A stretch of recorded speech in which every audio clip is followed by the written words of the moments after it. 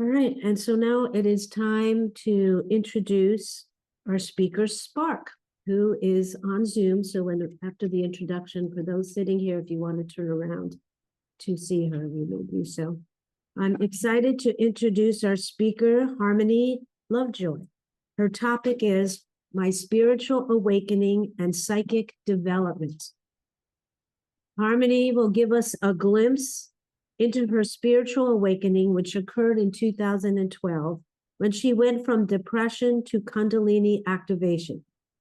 And she will describe how her Kundalini was activated and how the spiritual gifts of clairvoyance, clairaudience, claircognizance, and clairsentience opened up for her, and how she used her spiritual gifts all due to this activation. She now channels Akashic records and gives healing sessions where things such as past lives, karmic relationships, clearing, spiritual growth, and soul missions are discussed. Her work now involves helping others to realize how sacred they are by removing any limiting belief systems and trauma or emotional wounds that may have been accumulated from this lifetime and or past lifetimes, all in order for them to ascend their consciousness to the highest capacity possible. Her divine guides have led her down the path of personal growth and development that has made her into who she is today. Harmony will share these gifts to give a couple of Akashic record readings to those that she is drawn to in the audience, time permitting, of course. But I'm looking forward to hearing her amazing awakening story and how she supports others in their awakening. So let's give a warm Circle Miracles welcome to Harmony Lovejoy.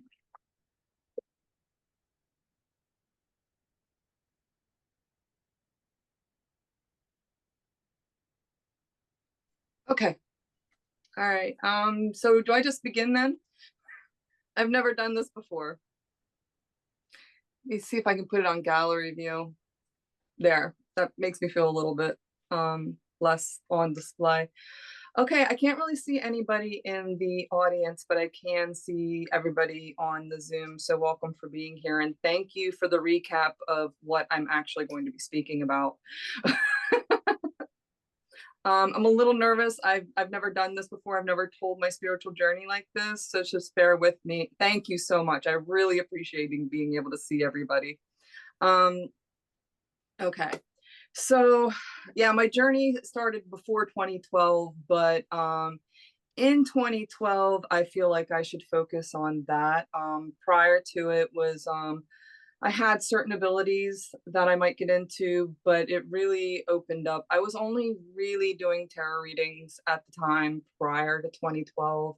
When I turned 33 in 2012, I went through a really deep depression. I was living in a trailer park with my kids. I had no running water really. I mean, it was leaking, so I had to like turn it off by the base, that kind of stuff. It was hot water was usually out over the winter, things of that nature. So, it was a very low point. I just like left a relationship, and I kind of just stayed in bed and drank coffee. Lost a lot of weight, but luckily I had the internet and YouTube, and I started deep diving into esoteric knowledge. I started and I realized that I was going to say something else, and then they're like, nope. I realized that I was living in a simulated reality, basically, and that my thoughts could bring things and manifested things. And as soon as I realized this, and I'll go back to the rest of the knowledge that I learned, but as to give you a quick synopsis, as soon as I realized this, things changed. I had my whole life was starting to like get organized, like I thought something in there it was. And I remember it was Christmas of 2012, and I was depressed. And I went into this church. I wasn't really completely religious, but I was kind of moving out of it because the esoteric knowledge I was reading was like the lost years of Jesus, the I read the Celestine prophecies. I read a bunch of psychic development books. I had been watching a lot of documentaries on like the Gospel of Thomas, the Gospel of Mary, things of that nature. So I was going really, really deep into that kind of stuff in this November, December. Well, it's really just December time, because the depression started late November. And when I went to this church, I had a dream, funny enough, like years prior, that I was in this church, and that brings me back to my childhood. I would have prophetic dreams. My main things in childhood psychically were I would dream about the next day or things that would happen, and I knew who was calling me on the phone, like that somebody was about to call on the phone, things of that nature. Now, my mom, she knew when people were going to pass away. My daughter has that ability, and my dad's side of the family had some abilities as well. So it does run in the family, but like I said, at that point, I was only doing tarot readings, and I was good at them, but I was really good at them, but it wasn't anything psychically like this, like tapping into the Akashic records. It's a whole different ball game for me. So I was in this church, and I had a dream. I just stumbled in one night. Let me go back. And me being the roamer I am, the free spirit I am, everybody was in the room singing.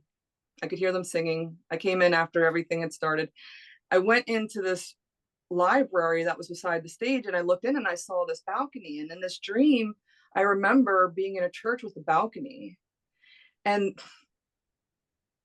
people saying, "You're not supposed to be here," to me from the dream. And I was like, well, they were calling me from the balcony. And I said, you know what? Well, if I'm not supposed to be there, I'm going to go check it out, because that's just who I was. I probably shouldn't have, but I did anyway. So I went up. This was my first realization that my thoughts created things. So I'm sitting in the balcony by myself, looking down at the congregation, and they're leaving. It's Christmas. They're giving out poinsettias. They're hugging. They're loving each other. And they said, if anybody wants a poinsettia, just, let me know, because they were giving out from the ones that were on the altars and things of that nature. And I wanted one, but then I realized if I asked for one, I would have to explain why I was up there. And I didn't want to have to do that. And so, because I was really depressed and been crying and everything. And I watched as somebody walked down the middle aisle with a poinsettia after I thought this and talked, turned around, looked up at me. And I was like, uh-oh. And then they came up, and a guy named Michael came up, and he said, "Here, this is for you." And he just handed me this poinsettia. And I was like, oh my goodness. And for some reason, something clicked.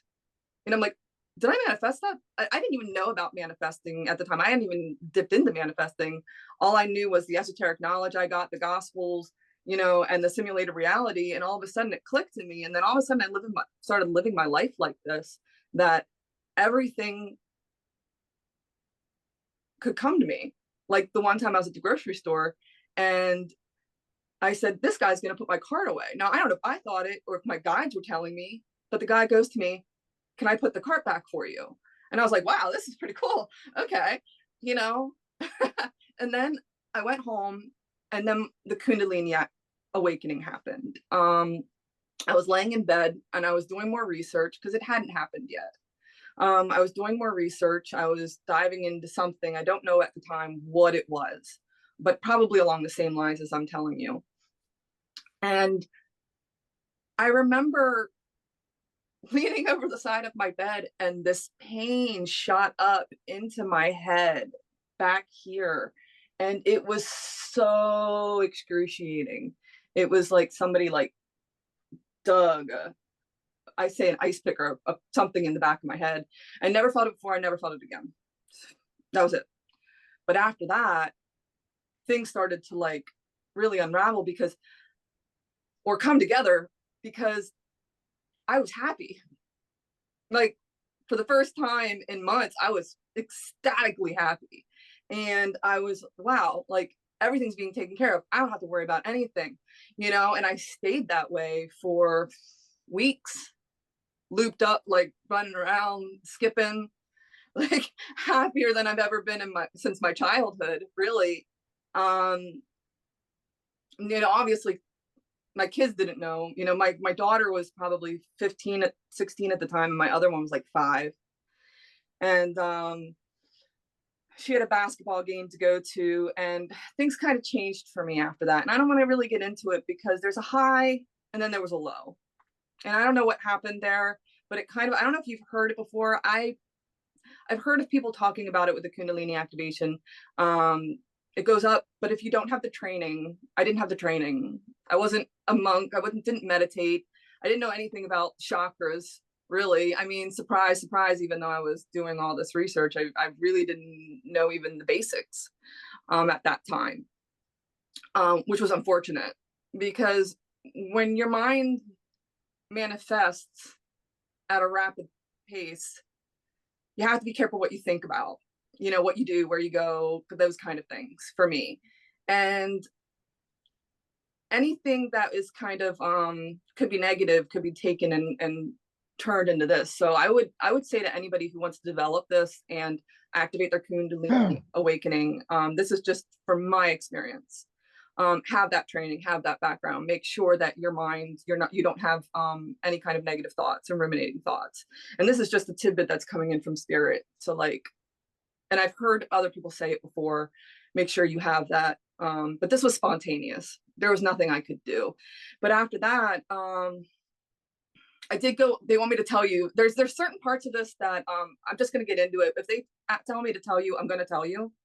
And it's obviously for somebody in the room. I did end up going into the mental institution for a little while. They thought I was nuts. I was not nuts. They tried to put me on medication. I would not go on the medication. I said, I'm not crazy. I'm happier than I've ever been in my life, because it was coming and it was going. I was getting the happiness back. I was, it was as ebb and flow, and then I was like, I survived death. I'm so grateful to be here in this place. And they thought I was manic.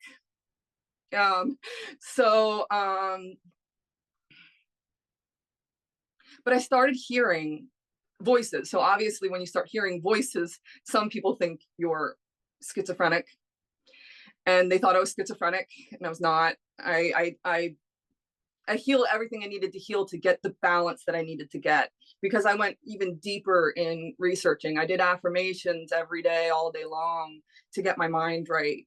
I was doing tapping like all day long, because they had me in the day program and at the facility, and I could do that all day long, just one after another, affirmations, just to get my mind right. So it's all about this mental space. That's what they say. Like, I saw a book go past while I was going through this, and this is how spirit sometimes was coming to me. It said, it's what is that thing that they say? It is a war of the mind, right? So it was all about getting my mind right. So I finally got to the place where I could never go back to that dark place again.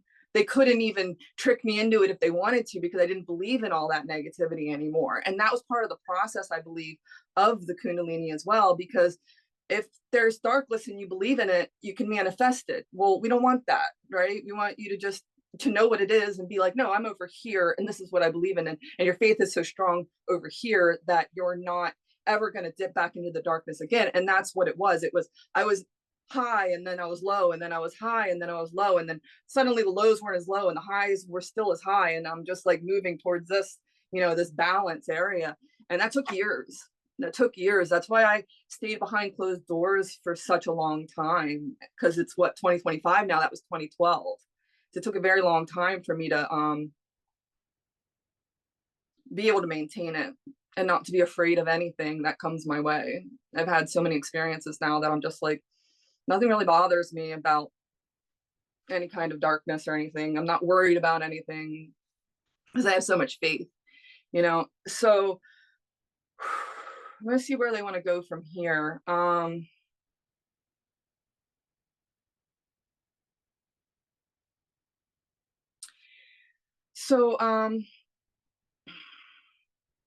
Oh, my psychic development. Okay. So I started, like I said, with the tarot readings. And then after that, I started being able to hear my guides. They would tell me who they were, and they would start telling me things. And I started hearing deceased loved ones when my father and my grandmother passed away in the same month. In I think it was 2017. They both passed away right at my birthday. So one before and one right after. And so that was a lot for me, but it was good though. I mean, as soon as my dad passed, I started hearing him a lot. And I had heard deceased loved ones prior to this, but nothing like this. So my dad was coming in like boom. And then when I went to their funerals, they were there. I could feel them. They would talk through me. They were because I was channeling. I was starting to channel.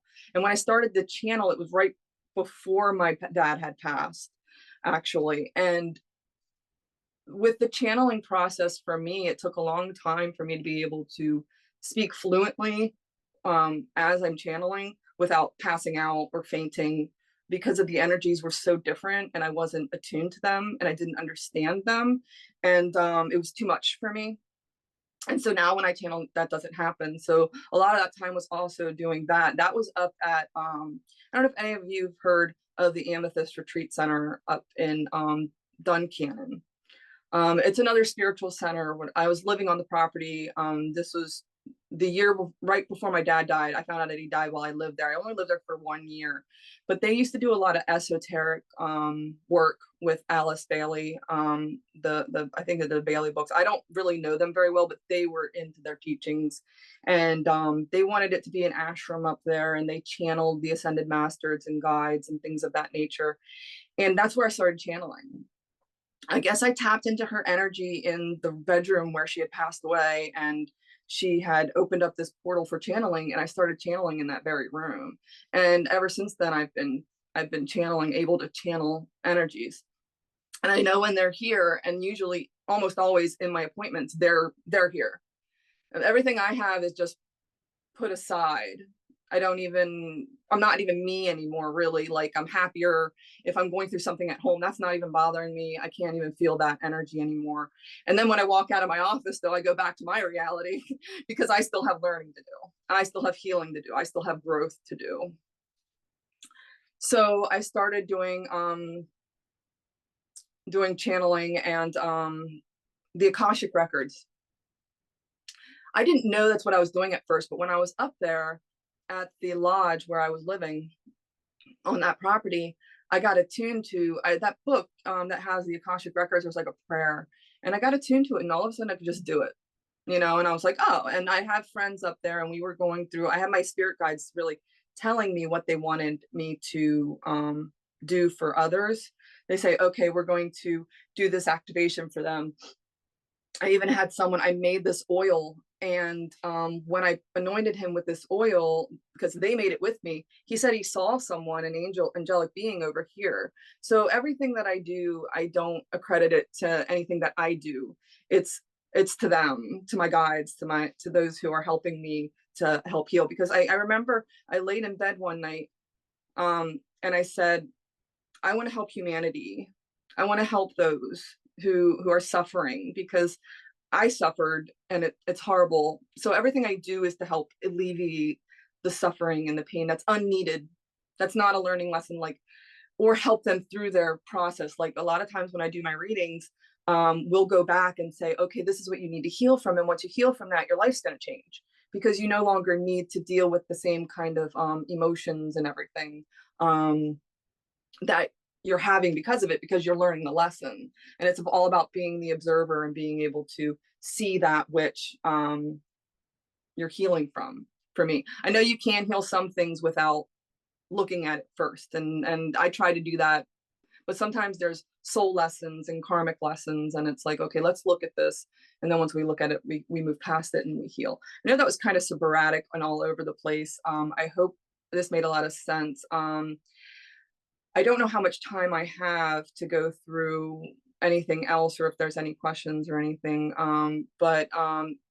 So basically, that's what I do, and that's how my spiritual gifts got activated. And I'm a little nervous, so I thank you, and I appreciate you all for being here. And I am a rambler So, so I want to tie myself back in and make sure I got to all the points that I wanted to talk about, or if there's anything anybody wants to hear about. Does anyone want to hear about anything? Okay.